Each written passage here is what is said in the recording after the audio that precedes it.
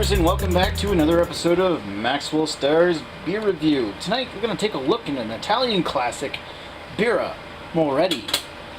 Looking at the rate beer ad, I'm not looking at the ratings, I'm just looking at the description, because there's nothing on the bottle.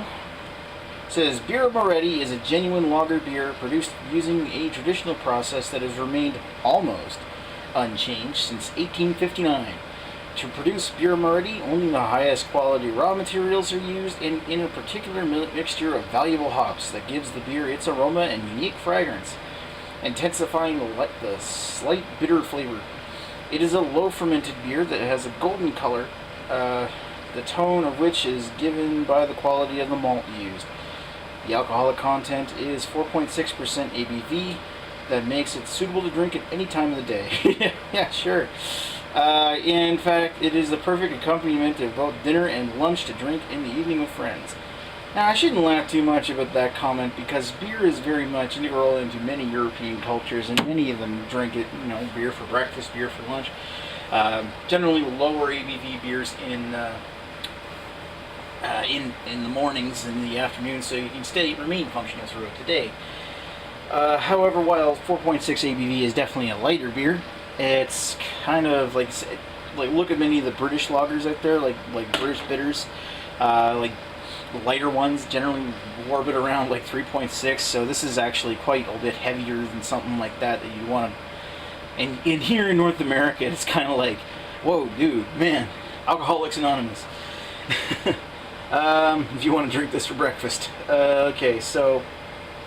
Yeah, sounds interesting. Brewed and bottled by Heineken. Yeah, so this is a Heineken product. Ingredients: water, malted barley, corn, hops. Yay, so they say almost unchanged. I would reckon to say that corn isn't in there in the first recipe. So, pop the top off of it. What I do like, and I just damaged the cap. Oh, it's got a nice red Birra Moretti cap. Save that in my collection. You just grip it between the two fingers long enough to make to my collection. I'm gonna pour here. I picked this up on clearance rack at an NSLC in Amherst last weekend. Whenever last weekend was, the time of this upload.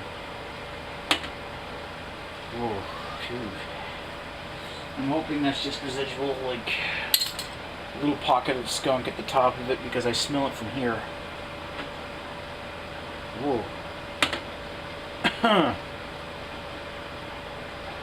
Looking at that, I mean, I did get it off the clearance rack, and it's a semi-clear bottle. It's brown, but you can see right through it. Well, I'm hoping it's not too horrible. It looks like a lager. It is a pale lager by definition. Got a big poofy head with lots of decent head retention, although there's some huge bubbles that are billowing out and making it look a little puffy like clouds. Lots of carbonation coming up through this glass. You can see it billowing up there. Other than that, it's maybe a little bit more golden than pale yellow. It looks like, not quite corn yellow, but bordering between corn yellow and straw yellow. So it's definitely a pale lager, but maybe a little bit darker. And that also could be the lighting in here and the yellow stove, so whatever. Let's give it a sniff. Oh. Well, it smells like, yeah, it does smell skunky. Let's get that out of the way. I mean, it does smell a little bit like I'm sticking my nose up a skunk's ass. But without disregarding it too much, it's starting to fade a little, and I'm getting this nice sweet malt, almost like a sugary smell, blended with this slightly skunky, but this nice little Euro funk, like this kind of like an herbal kind of slightly skunky European hop smell. Maybe a little bit stronger in that note than the likes of like Heineken or Grolsch or Alpha or some other Euro lagers. Yeah, it's starting to die off. Got a little bit of cardboard, a little bit of yeah, it's got a little tiny bit of pasty cardboard buried in there. Overall, it smells like the skunk's faded away, so yeah. Basically smells like a decent European lager. So let's put this thing down the hatch.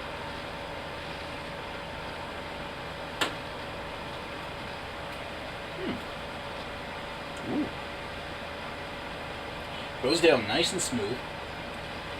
Quite clean. Finishes dry.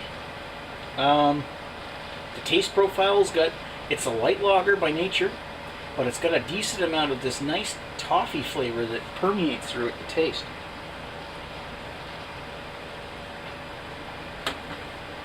There's no discernible trace of a corn taste that I can make out at this temperature. It's not cold or anything. I've had this out in the fridge for about half an hour now. When all things said and done, that's actually quite refreshing and full of flavor. I really like that it's got this nice toffee flavor. It reminds me maybe a little bit of a heavier Sol, like the Cerveza Sol from Mexico.